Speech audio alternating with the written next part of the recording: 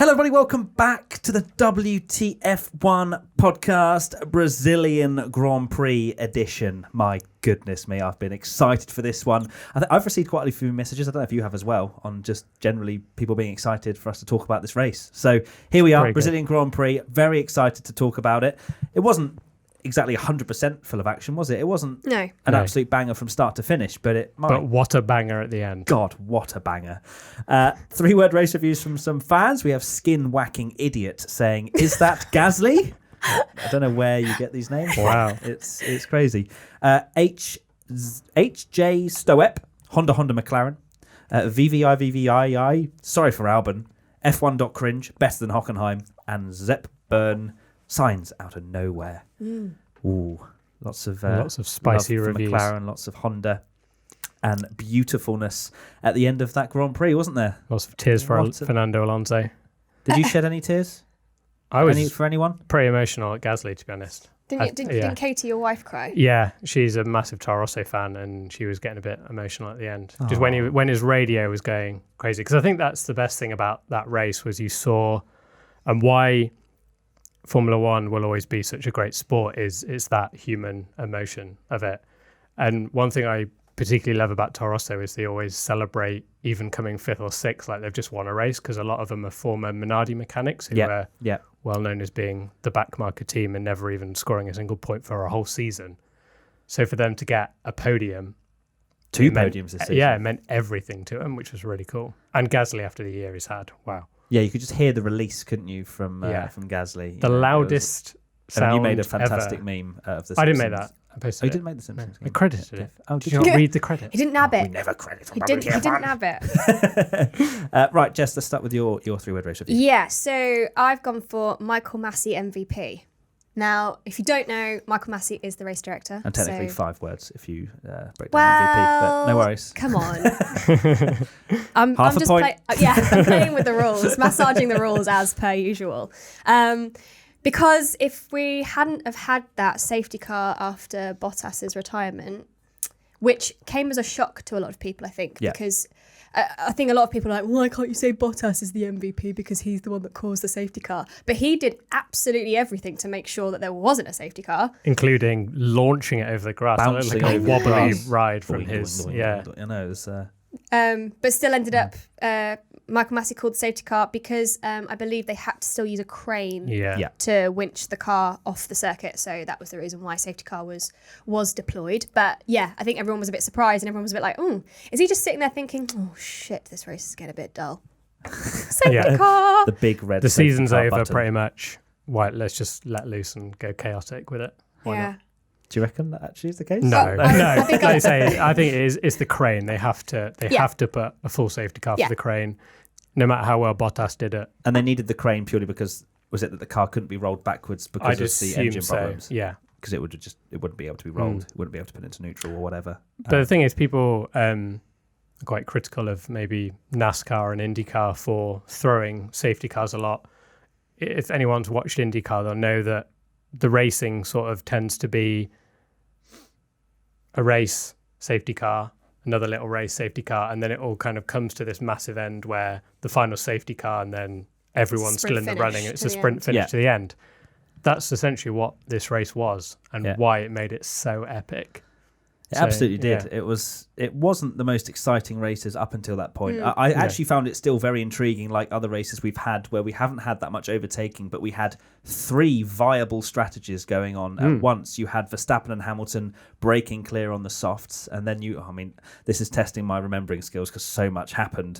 But you had Charles that was going long on the mediums from the start, and then you had the early pitters of Bottas and Vettel, that went from softs to mediums. So you had these 3 completely different strategies, which a safety car, which obviously did throw in a lot of action, that was clearly what Charles was hoping for, starting on the mediums, going long. He was kind of in no man's land until that safety car period, and it was just brilliant to watch. I found even before the chaos, I still found it an intriguing sort of 5 or 6 out of 10. It wasn't the worst. It's nice when they're on different strategies. It's almost as if Friday was rained off and they didn't get much data, and then the race was really good. Like in the sarcasm, as per usual, wanting to change the You're practice still sessions. so bitter, aren't you? Still salty. You still wish that they just eradicated Friday. I know. They well, maybe this was more proof. What else do you need? Well, because after the 2021 regs are just for 2021. Like, there's no reason why maybe they wouldn't then change it for 2022. Okay. It just means I'm willing to wait. Yeah, good things come to those who wait. There's going to be a meme of you just being 85, still waiting for practice to be scrapped. Still unable to grow facial hair. Right, Jane Eyre 11 says, I think this was one of the best races I've seen. It had wheel-to-wheel action, a phrase that Crofty likes saying, right, Tommy? Yeah. And differing strategies even before the safety car chaos. Would you put this GP in your top 5 races? No. Personally... Are we all agreeing? We are in agreement. Oh, this is crazy. No, not as good as Germany all the way through, in my opinion. But my word, because I was actually watching the highlights and it was hard to remember until I watched it back when the safety car kind of came out. Realistically, the last 10 laps was where it went absolutely mental. And races are always remembered better when the ending's good. If you think Brazil 2008, the whole race wasn't actually that exciting. Until it started raining. It was fairly exciting, but not incredible. And then because of that end, everyone remembers it. And this will go down in history as the most ridiculous end to a race. I put a question on our Instagram actually and asked people what they thought the best ending to a race since. And a lot of people said 2008, and I'd be inclined to agree. Yeah. That just the last 10 laps were some of the best racing I've ever seen in Formula One. And by best racing, I mean terrible racing because they're all crashing. And that was what was so great. But you can almost tell that it's coming towards the end of the season and nothing's... I mean, there obviously was a few things being fought for, like third in the championship. I'm not sure how much the drivers really care about that, but more the constructors as well. The midfield teams are still jostling over positions. I think McLaren secured fourth with their great result as well. They did, in the constructors, so congrats to them. But yeah, I think the reason why I kind of put the ending to this race so highly is because it wasn't affected by rain. It was just pure... unadulterated crashing. Yeah, carnage. Wasn't it? It was just ridiculous. You don't see Hamilton crashing into anybody ever, do you, really? We had Germany, and obviously that was a wet race, and we had Kvyat on the podium, which was so unexpected. Imagine telling someone, it was a dry race, and Gasly finished second. And Carlos Sainz went from P20 from last to third. To P3. Because the problem has been that no matter how crazy the races are, the top 6 drivers in the top 3 teams always end up at the front. Yeah. It was just an unusual situation where 2 teams just lost their minds and they had, obviously Bottas was a mechanical failure, but yeah, just all over the place. And I was actually surprised by how much Hamilton lost his head a little bit. Like throughout that whole race, we always know that he's a bit whingy on the radio, but I felt like even more so, he was properly going crazy. Yeah, I think I'm questioning whether this is a conversation me and my wife having during the race actually, that they kind of not pick on Hamilton a bit, but they definitely play those radios a lot, because I noticed, and we were laughing about it the other day, if you've not seen it, Alex Albon had a few choice words for his engineer telling him to F off, which didn't get played on the radio. And, if that would have been Hamilton, it would have been very 100%. Much blown out of proportion and stuff. But yeah, I'm sure there's a lot of drivers that are constantly questioning their strategy. What I will say is there was a funny bit of team radio, if you can find it, where I think it might be where Hamilton, near the end of the race, is trying to do the opposite of Verstappen, or I think it's when he makes his final pit stop. The team say, okay, Lewis, it's your call. Are you coming in or not? And he's driving down the main straight. And this is, I think we've said this on many podcasts, going, well, Lewis, if you think this is the right thing, you do it. You're the driver. You know what's up. Do it. Yeah. And he gets back on the radio and goes, well, guys, I'm the driver. Like, you need to decide. Okay, I'm coming in. Really? Yeah, so they almost say, and this is the kind of thing, I guess, the title's over. They've won the title. They've secured the constructors. They can have a bit more fun with it. They're absolutely not pitting. And they've said, up for grabs. Go on then, Lewis, you decide. And he's gone, wow, wasn't expecting that one. Yeah. It's almost as if his decisions don't come as well when they go, so what do you think? It's usually when he's just going, we need to do this. He's very good at giving hindsight, isn't he? Yeah. Oh yeah. We should have done this. Or we're on the wrong tires, guys. We're on the wrong tires, which is always strategy in Formula One in general. It's like what was the race where Mercedes pitted and then Hamilton caught Verstappen and won, and we were lauding them for saying how great they were. If it hadn't have happened, we'd have been saying they're rubbish. Exactly. So it's all hindsight. I didn't think it was like, because they were very safe, weren't they? I didn't think like their calls were very safe, whereas Red Bull were quite aggressive. I mean, they went for the undercut, but that's kind of to be expected when you're in that position.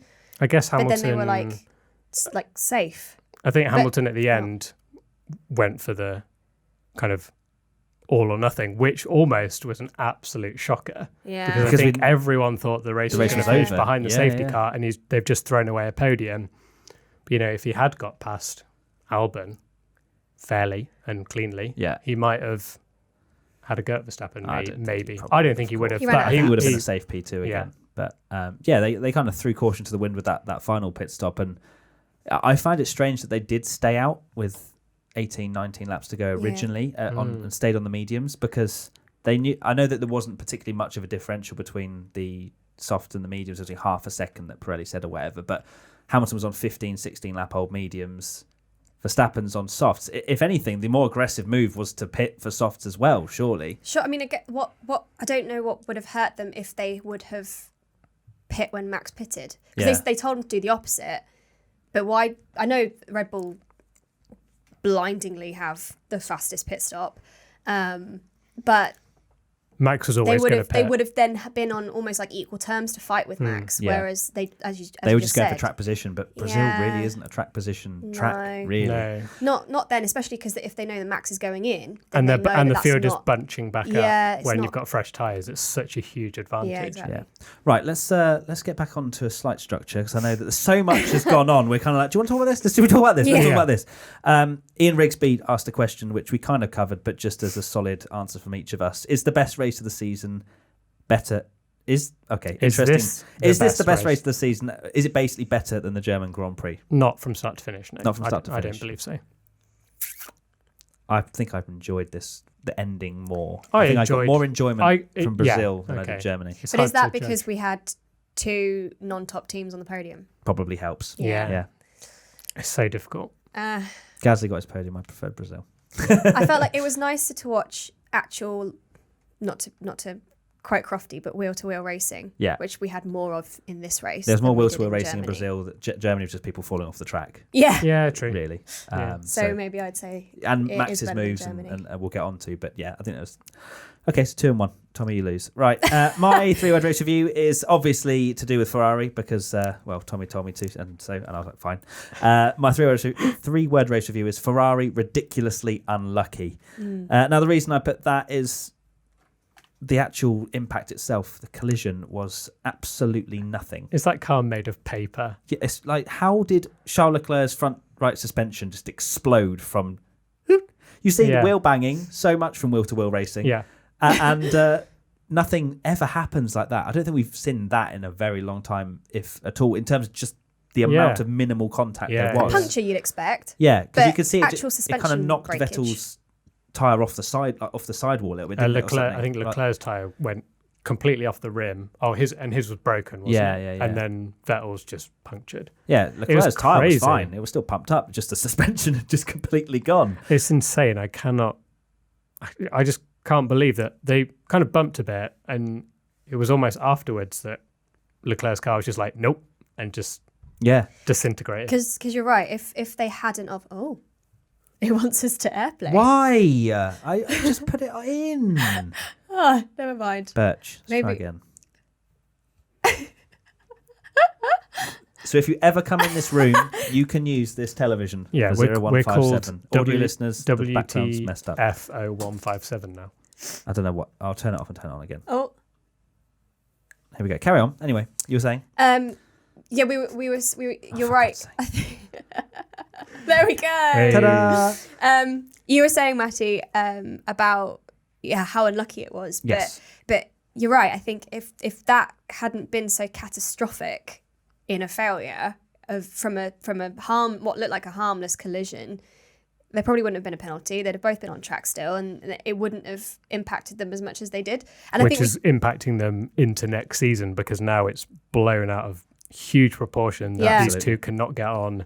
Yeah, all the post-race interviews were all like, what's this going to mean for your relationship now? And it's like, yeah, okay, they're going to be, and I think actually like... It was always going to happen, wasn't it, at some point this season? But it's not that big a deal. Yeah, okay, they've both lost out, but, you know, if this had happened midway through the season, or if they were both going for the win, then, like, as the 2010 example, because everyone's likening it to Vettel's takeout of Webber. Yeah. But if it was something like that, then, the relationship probably would sour. But they were both like, what are you talking about? I will just say that it does, for me, I think I said it in a previous podcast, there's no way Ferrari winning the title with them two in the same car as teammates. They need a Bottas. Because they're both number one drivers. Exactly. And now Vettel's, unfortunately for Vettel, you know, everyone's on his back again for this crash, but he'd found his mojo again after the Singapore win. And I thought he was going to get absolutely obliterated by Leclerc after Monza when he spun and Leclerc won. Yeah. And he pulled it back. He's been on pace with him. He's been good. And then now, you know, it's back to everyone on his back again. Yeah. It's interesting. I don't really know how Seb deals with media pressure. I think he's okay with it. I don't know. But he's not I do think for sure it's been blown out of proportion a million times, purely because one, the contact was so minimal and so unlucky that both drivers retired. But I also found that it was almost, as you say about not working together as both Ferrari teammates, you could kind of tell that Leclerc didn't want to move a muscle. You know, that's the reason why he went straight, which was a part of the reason why they crashed. You know, as lots of things have been discussed about, you know, drivers weave, you know, they squeeze each other and they try and give their opponent the worst line possible into the next corner. Leclerc's just gone, nah, I'm staying straight, mate. You can have just about a car's width on the Vettel, racing line. For me, Vettel was at fault. It was his fault. I think he shouldn't have. I think he shouldn't have moved over, but at the same time, the incident screamed of two drivers that are trying to one-up each other and don't want to give each other any room at all. And that incident was about proving who's boss. It was Leclerc diving up the inside with an awesome move, by the way, on Vettel to get there in the first place. And Vettel going, well, I'm going to get you back and squeeze you because I'm number one. And Leclerc's going, well, I'm not going to give you any space because I'm number one. Yeah. There was a lot of psychological games going on there, but interesting to see how that unfolds into next season. So Melilos_01 said, should people be as harsh on Vettel as they are? I think we're kind of a resounding no on that one. No. Nope. But at the same time, a four-time world champion shouldn't be making as many mistakes in wheel-to-wheel racing as he has. So wheel-to-wheel racing. Is that like the tagline of this podcast? We were just watching the highlights and we were actually complimenting Crofty's commentary at how like excited he gets and it makes that so much better. Still but he loves the wheel-to-wheel. Yeah, he still makes some very, very obvious mistakes. I was not at all forgiving on his Albon mistake with Hamilton. Not one because he was making the mistake, but he made the mistake for 3 or 4 corners and then continued to commentate like Hamilton had taken the lead, and Martin didn't help him out either. He was just sat there like, oh, you know, because usually Martin goes, Crofty, that's wrong. Yeah, no, that's Albon. That's Albon. I will say, to be fair to him, that was quite an easy mistake to make because no, it wasn't. It was. The T is yellow. That's Albon. No, but they didn't show Verstappen passing Albon. They didn't, because the only criticism of the broadcast, which was really good this race, I will admit, but my only criticism was too reluctant to show a replay too quickly after an incident when things are still happening. They're too slow too to quick. Show the replay. No, too quick to show the replay. So like reluctant. Sorry, misused. Yeah, I know what you mean. That they were showing a replay, and then I'm sat there going, "No, stuff is still happening. Yeah, stop showing a replay." Yeah. I don't like that. No, we don't need to see replays until everything has calmed down. Yeah. Okay, let's go on to your 3-word race review, Tommy. VTEC kicked in. Good meme. Bit of an old meme, but Honda. Wow. Wow. Quick boys. Yeah. 4 years ago since Alonso sat in a deck chair to mock good times. Honda and their performance. Honda Here we won. are. Here we are. Honda 1-2. Gasly out dragging Hamilton to the line. Well, a damaged Mercedes. Yeah, but still, that car was... He had less wing, so yeah. technically he should have gone even quicker. Yeah, very true. Just Honda have, unbelievable. I can't believe that they're quicker than a Mercedes in the straight line at Brazil, although impressive. Mercedes were probably carrying more downforce, let's be real, than the Toro Rosso. Yeah. But still incredible. We had a question from Nathan Carl Gill. Given Hamilton punted Albon off a podium position, how much would it have shown that Honda no longer has a GP2 engine having 3 Honda-powered cars on the podium? I mean, I think it shows It's shown either them way. Anyway, right? It's just a collision and an incident. But definitely, Honda have sort of gotten rid of that meme culture of just being rinsed all the time. It just goes to show how much you can have a great power unit, but if you're working alongside a team that won't let you develop or isn't the best place for you to work together collaboratively rather than against one another, which is always what you felt like with McLaren. It works. Yeah. It's not like a jigsaw puzzle where you just put all the pieces I think and hope that they fit. Yeah, That it has to fit. Red Bull pulled a blinder by letting Toro Rosso have a year. Just about to say that. Get out my head. Having a year of development with Toro Rosso, essentially like who was it at the time? Brendan Hartley and Gasly having 8,000 engine penalties every race, but the rewards are there now. Well, I saw a similar thing saying, considering McLaren just finished best of the rest and Sainz ended up on a podium, do we actually need to be thanking Stoffel Van Dorn for taking 3 million grid place penalties just to get them to where they are now? Yeah. I mean, it's been a hard journey for them, hasn't it? But it is great to see. And as you say, they pulled a blinder. They had a year of sort of testing it out, testing the waters, seeing, is there any development here? Obviously, they find out all the secrets and stuff being partnered with Honda with Toro Rosso, and then they're like, "Yep, we'll have some of that." I think Red Bull have no excuse now in terms of engine power, because when they were battling, it was always like, we're Renault, we're so slow on the straights. Now they've got an engine that is as competitive, and the whole formula now. I think people can agree that it's not as balanced where the engine is everything. Like when we started the hybrid era, if you didn't have Mercedes, you were useless. Yeah. Now everyone's sort of caught up a bit, and you'd argue that Mercedes aren't even the best engine anymore. So now it's down to Red Bull to deliver a car for the full season, so Max can be champion. God. To be fair, they are saying that 2020 is going to be the closest yet, and we might have regulation changes that separates them all again. Exactly. Imagine if 2020 is an amazing year, and then they all change it all, and it's all shit again. And then one team does amazingly well, Mercedes. I think and it will be. Down the road. I think that will happen. I'm really positive about 2021. No, I am. Please don't make me feel sad about it. No, I think it's a good thing that they are changing it and they're doing it for the right reasons, but I would not be surprised if that happened. And that's not a bad thing, because it needs to happen. They need to have these changes where people can follow each other better. I guess when you have an engineering-based sport, you do need time to not necessarily level the playing field, because I don't think F1 is ever going to be level. I don't think it ever has been level. But it does take time, doesn't it, to kind of bed in, for people to get used to you think like 2012, partnerships or whatever. 2012 was so good because it was a few years of same regulations, and that's what made it good, so everyone could catch up, and then they changed it, and then Mercedes was so far ahead of everyone, and now it's got to that point where finally there are people catching up, and then it might change again, and Red Bull might be 10 million light years ahead of everyone else, or Renault or someone else, so you never know. Let's hope not. Let's hope not. I love how we've just gone off on a tangent on 2021 regulations. We did that last time. Are you enjoying this? This is great.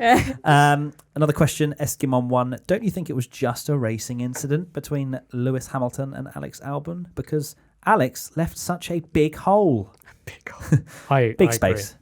Yeah, I agree it's racing incident. Touch and I go. Think he should have got a penalty. Touch and go, I think. But no, we spoke about this off camera, and you said that it shouldn't have been a penalty. However, they gave a penalty to Danny Rick for the Magnussen incident. So they then had to stay with the same format, because essentially Danny Rick locked up slightly, washed wide, hit Magnussen. Hamilton goes for the move, locks up. If he hasn't locked up, he's probably pinching the apex, has more of a chance of not hitting Albon. Yeah. Same incident. My argument is that we've had a number of incidents this year, especially since our French GP podcast, and we said, let them race, and then they started letting them race. You're welcome, by the way. You're welcome, by the way. It was literally that was all us. Yeah. All us. They started letting them race, and they almost got to the point where they were, meaning the car that was being overtaken had some responsibility as well to make sure that the move could be done clean. Good example of that was Albon and Lando in Japan.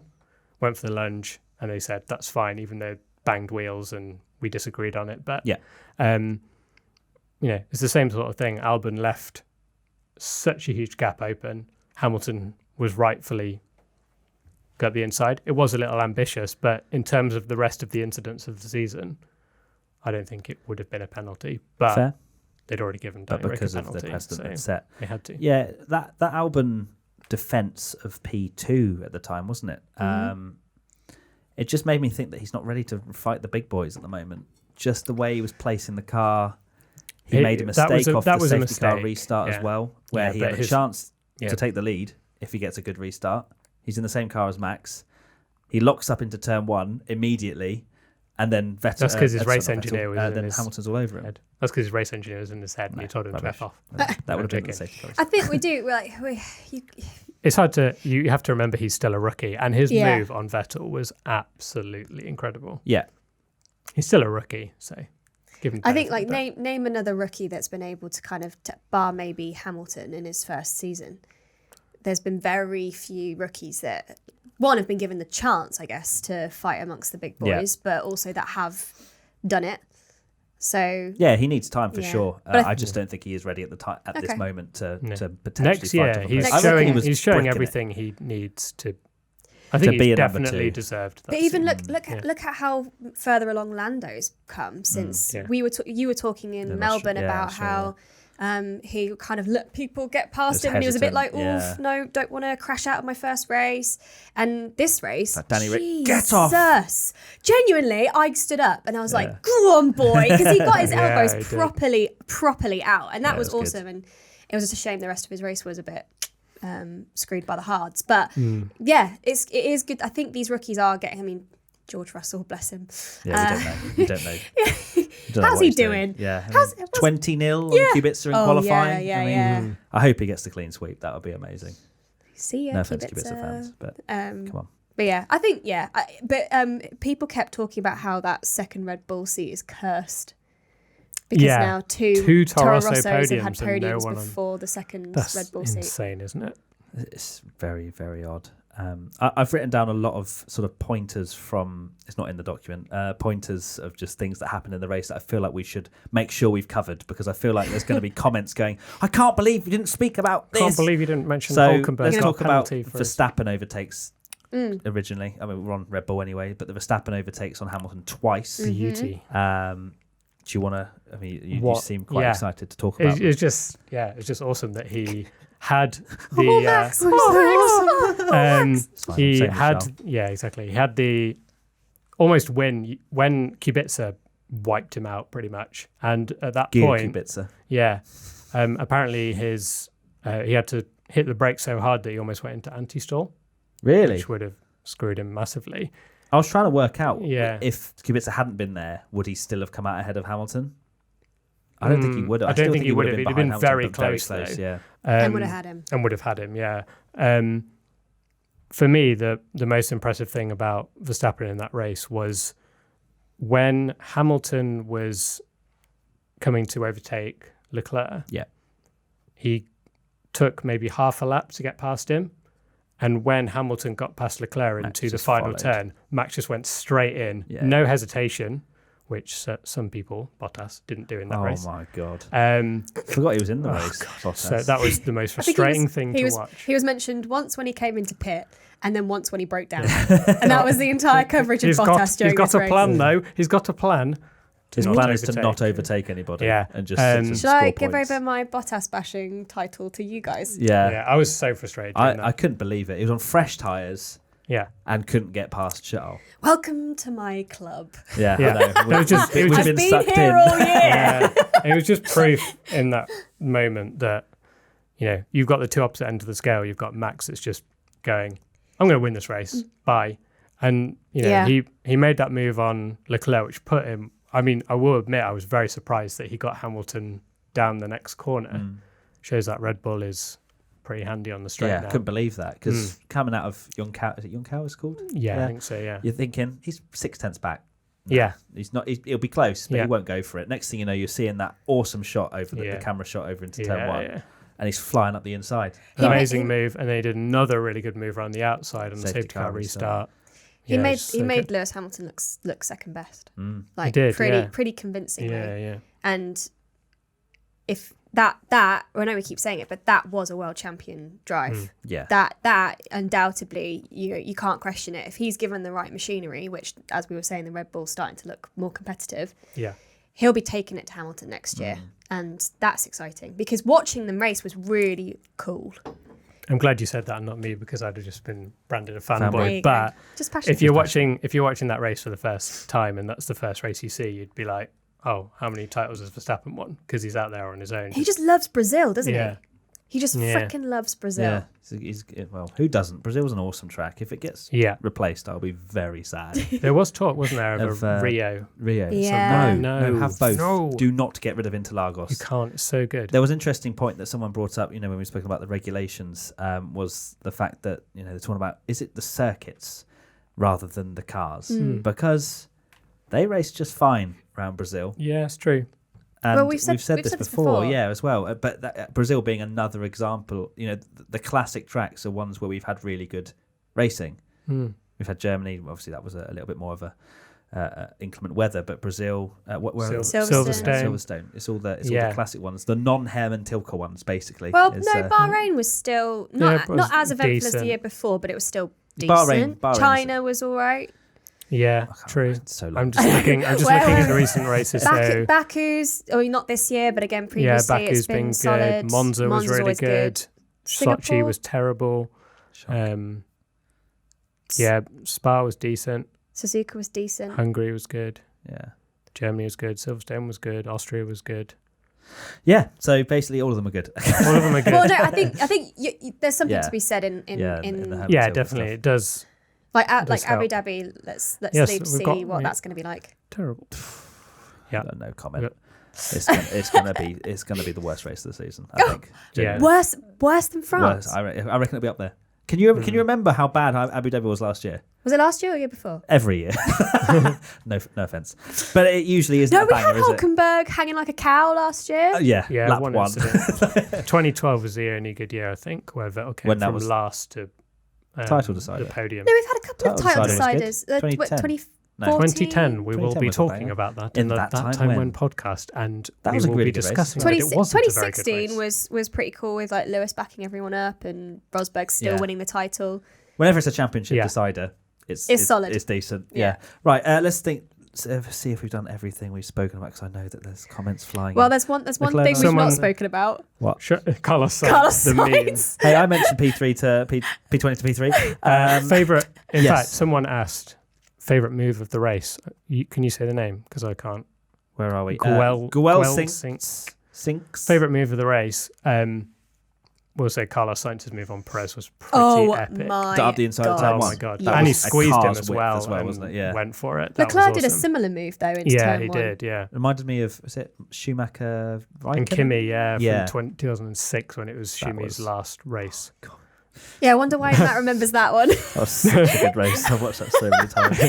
I wish he'd won. But it was a great move, wasn't it? Sainz. Either that, or I think Verstappen on Hamilton around the outside of the safety car, because that was a car's width as well. And Albon as well. He had a great move, similar, maybe a bit slower, but and he got pushed by Vettel a lot onto the grass. I know. Didn't he? That was really very close. He loves the grass. Yeah. Right. So Carlos Sainz, let's talk about him, and let's tie that into the stewards taking ages again. So we had the podium ceremony, Max, Pierre and Lewis, 1, 2 and 3. And lo and behold, Carlos Sainz then gets promoted to P3 because Hamilton gets a 5-second penalty for the incident on Albon.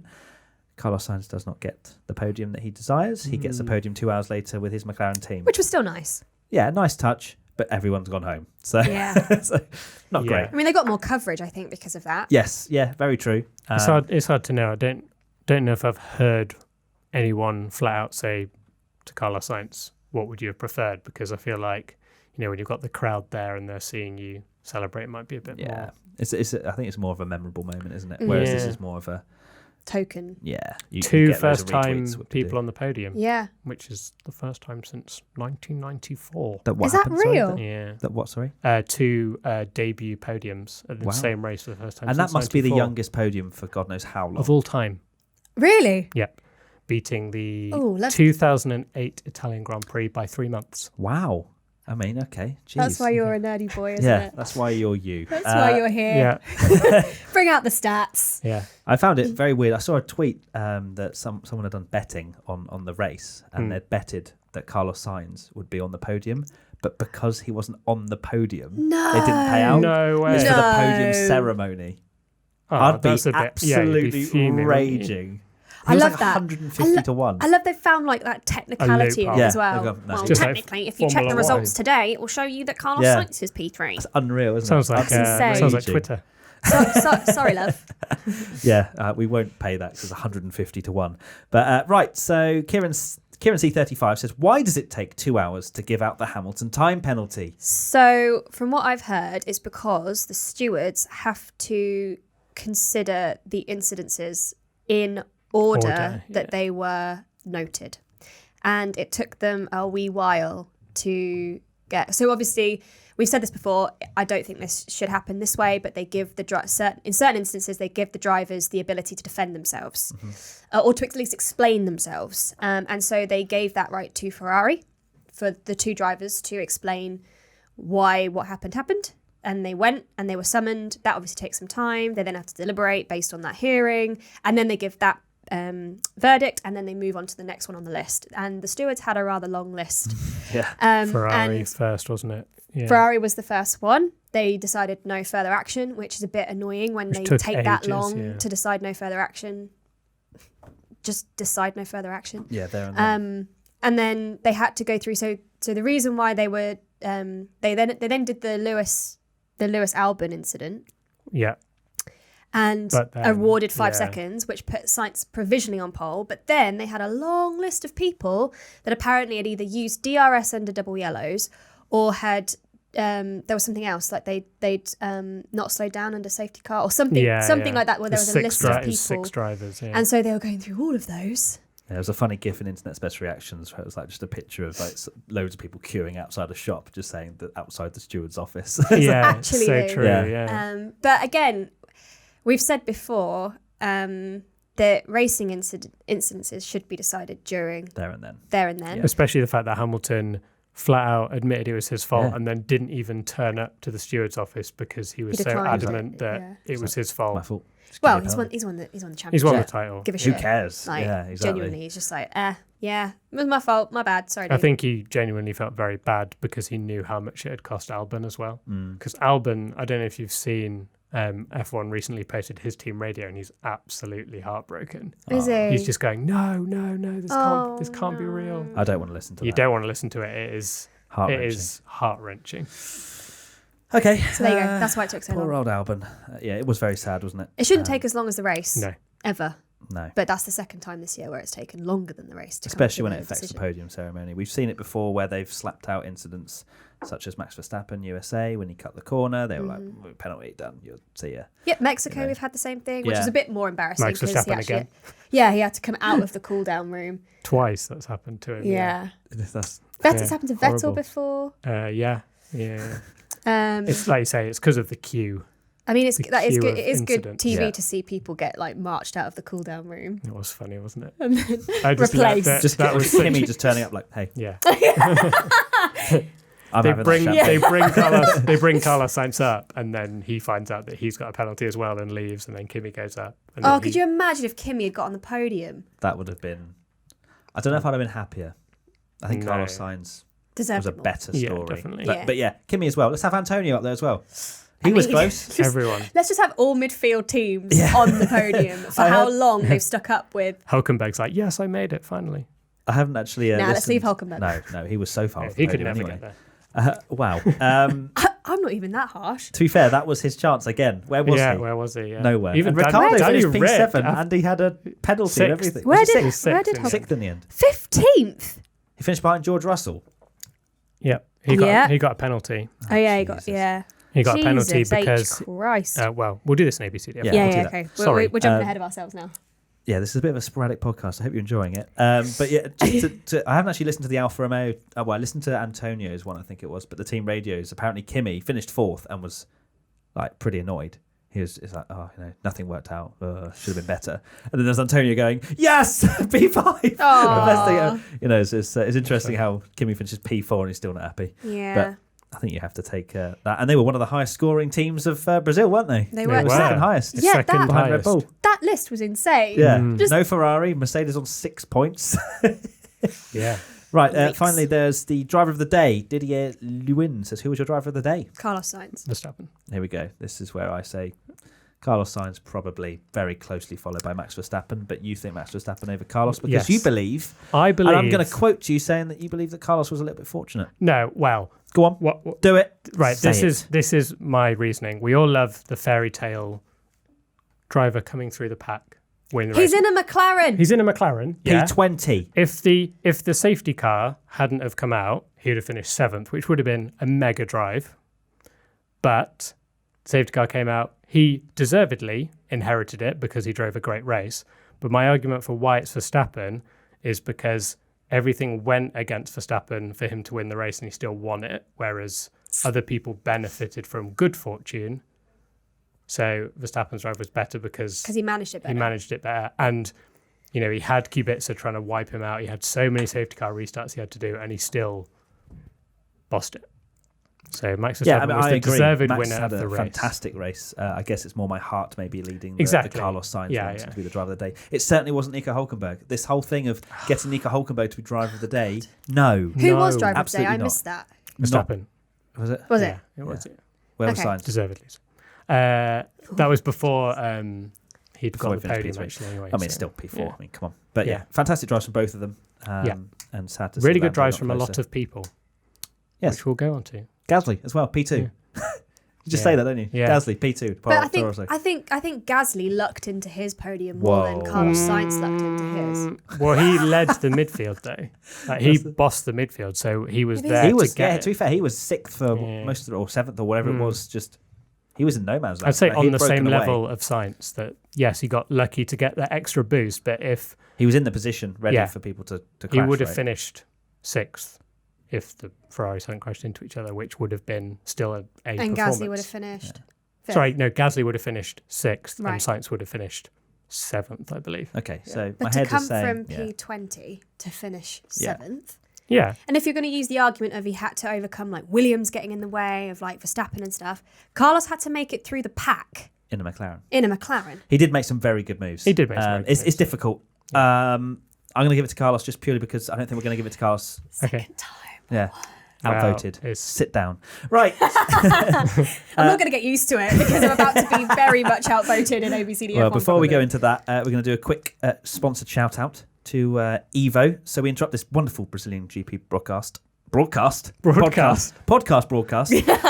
a quick shout out for this week's sponsor, Evo Magazine. We thought it'd be a pretty nice integration, considering you guys like motorsport and it's to do with cars. And it's our sister brand. Yay! Yeah. So Evo is the world's premier performance car magazine, published every month by the greatest automotive writers and photographers in the industry. Evo delivers the most original motoring content in the market.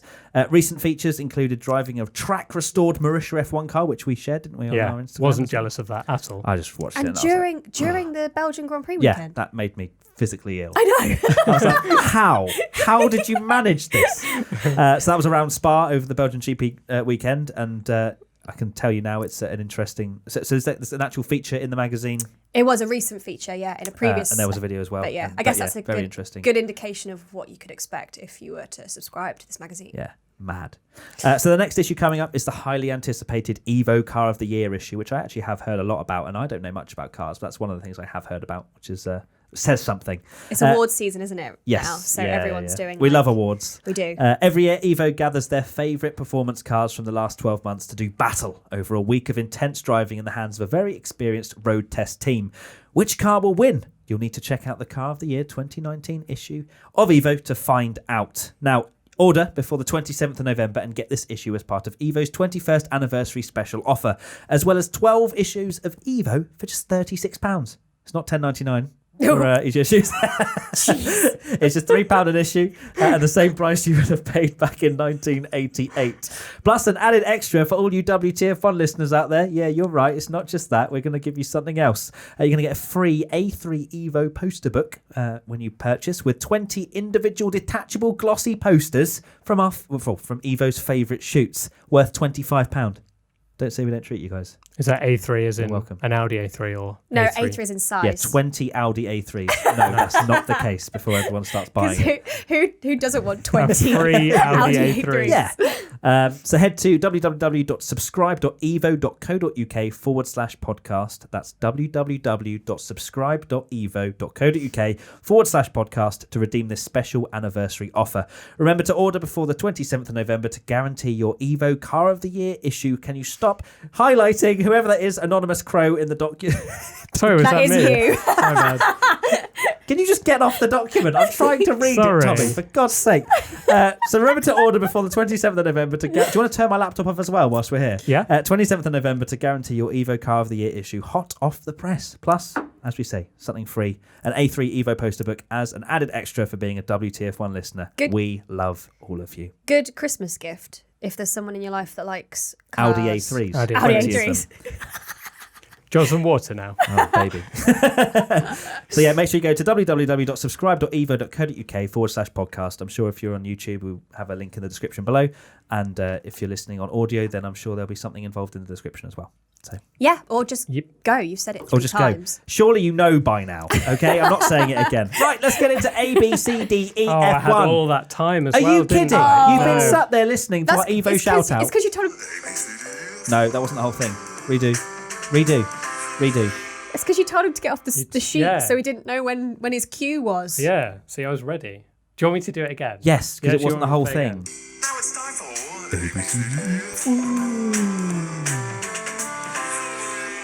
Classic. Perfect. What a Thank you, Tommy, for doing the one job you had in this podcast.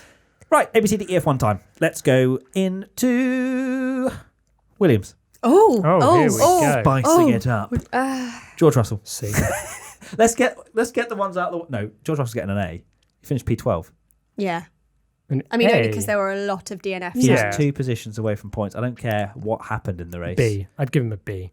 Not an A. What do we usually give him? C's? A pair of C's. Yeah. B. He deserves a B. Okay, so that means Kubica gets a C. No, Kubica gets a Kubica gets E for being useless. Wow, that's really mean. His team did that. Yeah, true.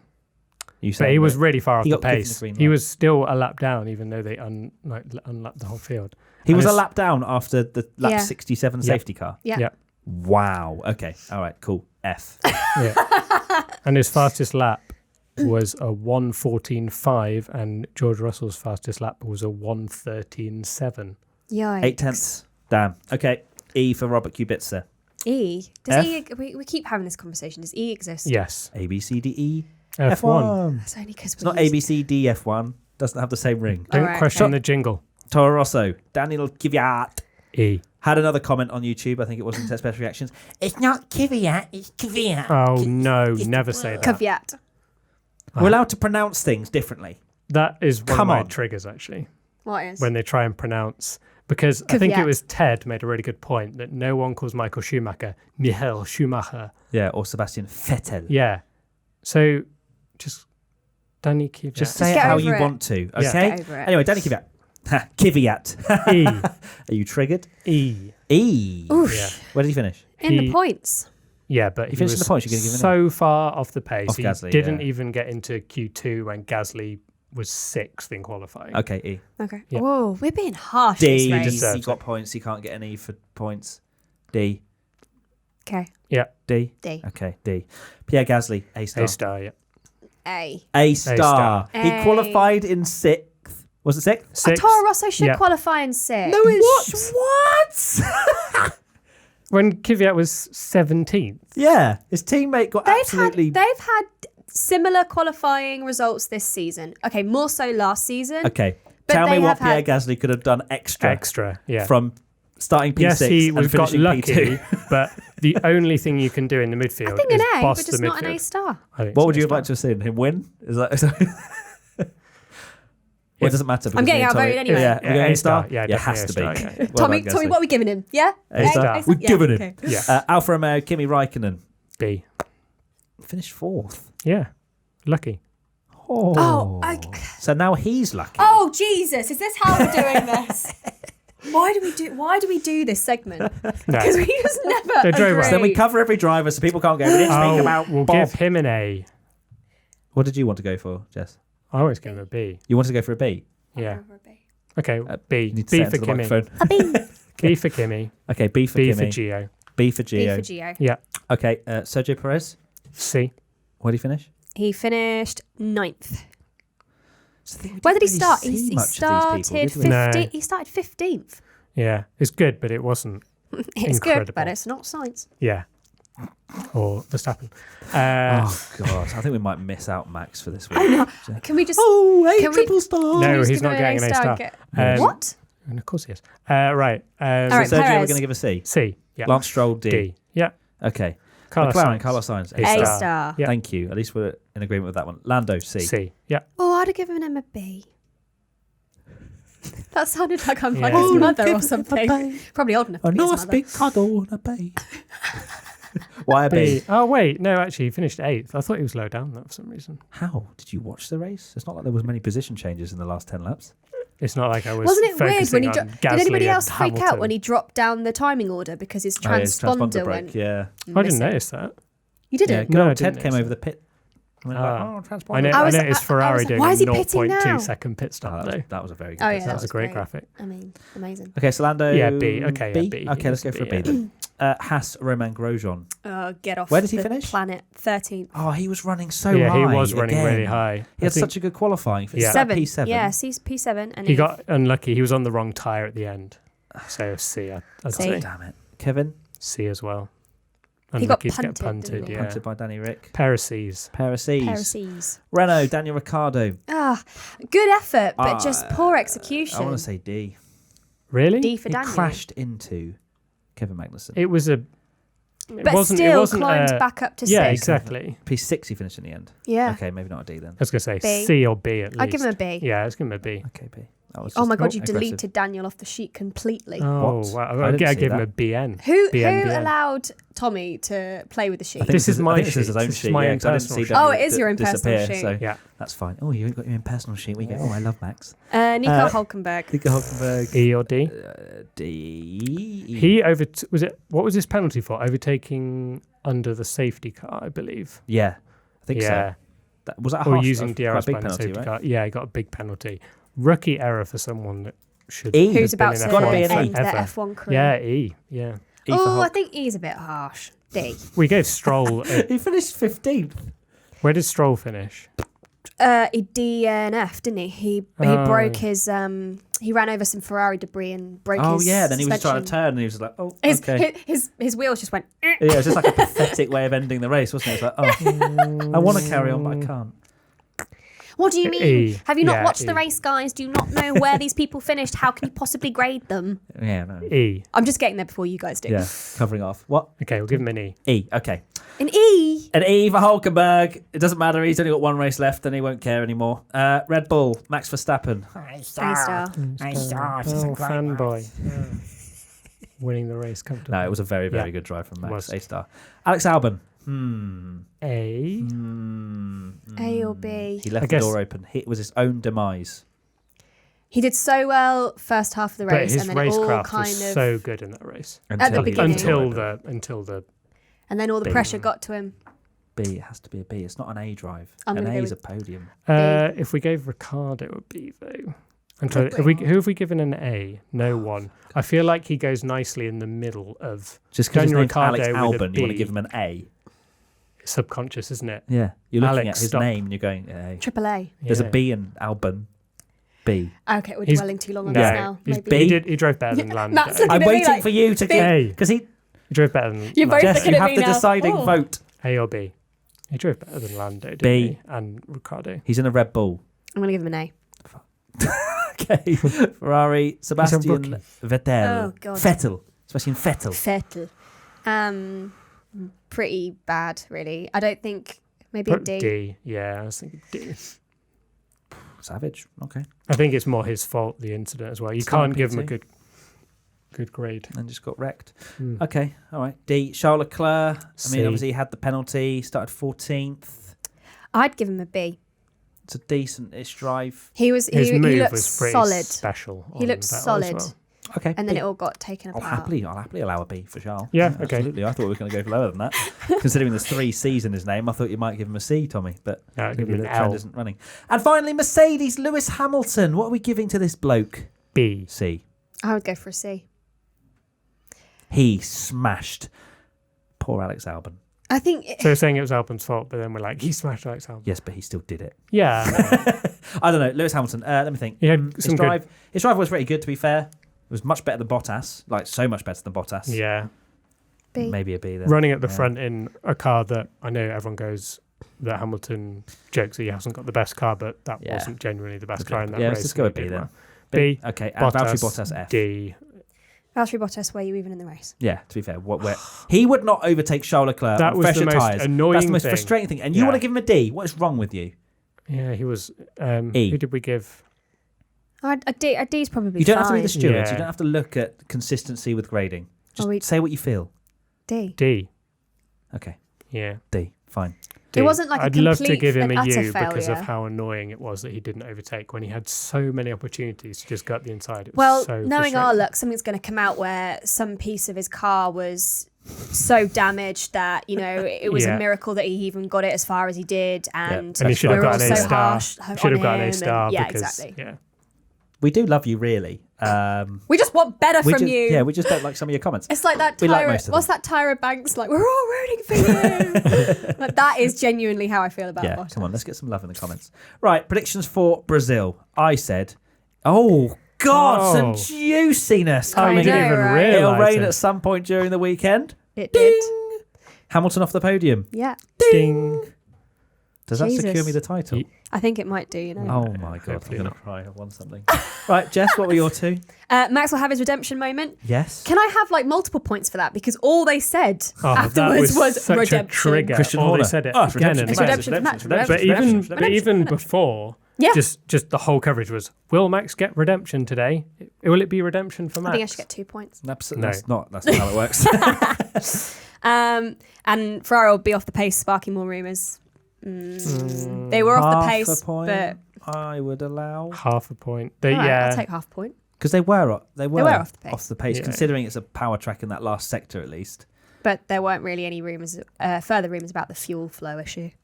Oh yeah, sparking more Yeah, rumours. true. Maybe that's why. Sparking, yeah. Would you? Are you Leclerc's happy for car half? was Hey, sparking. hey, so. he's written half a point Oh, down. okay, he's written it down. There we Okay, go. Tommy. Ocon mentioned when Verstappen lapped someone. They Was did it? mention him when he was lapping Kubica when Kubica went into the side of him. So technically, yes. Did they? Yeah, they were like he got taken by Ocon. On which last year. coverage were we watching? Yeah, did you just go through every coverage? My listening? coverage, I dubbed the audio. So okay, all right. All right, we'll I allow will it. believe you if Yeah. you say so. We trust you, Tommy, the to other not one? cheat.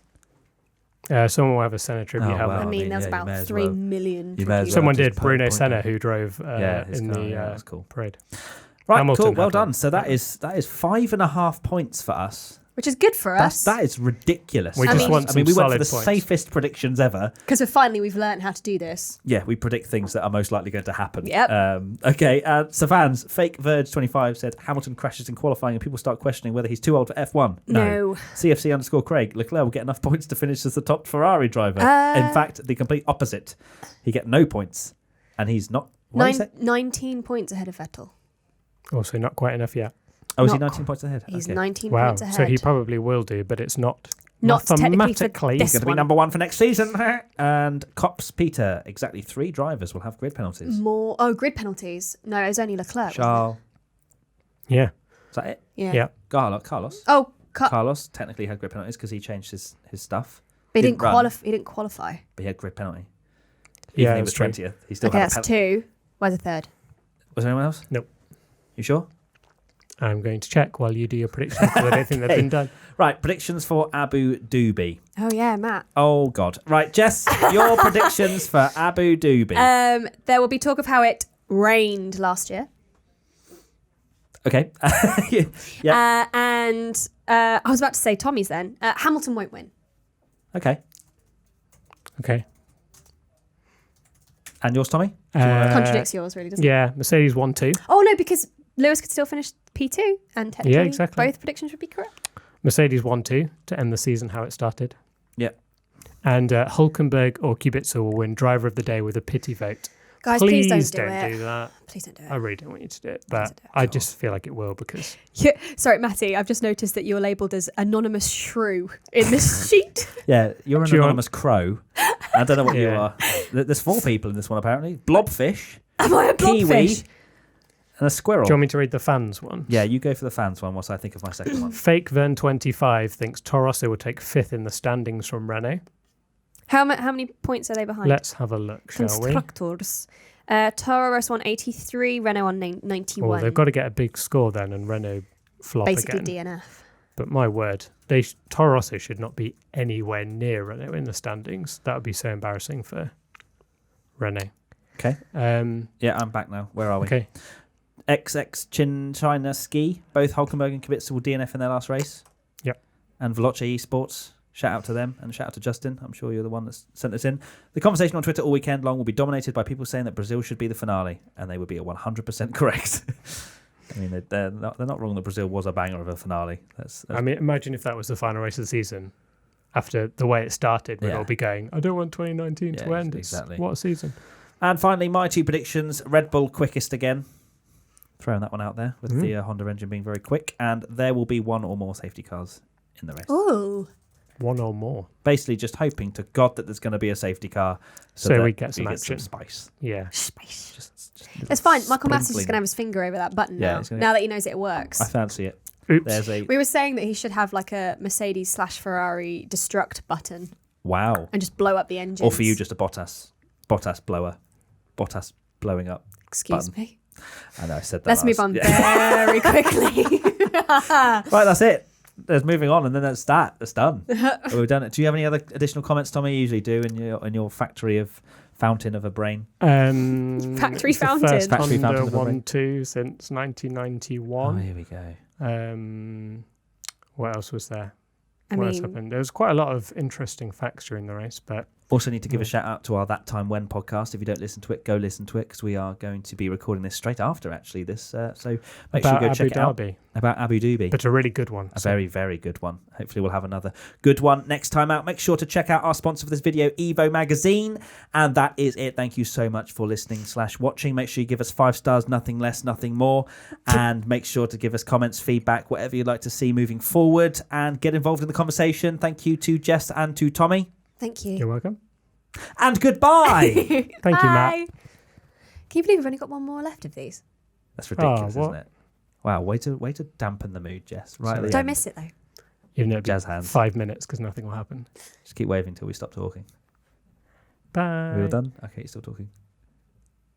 Goodbye. Shut up.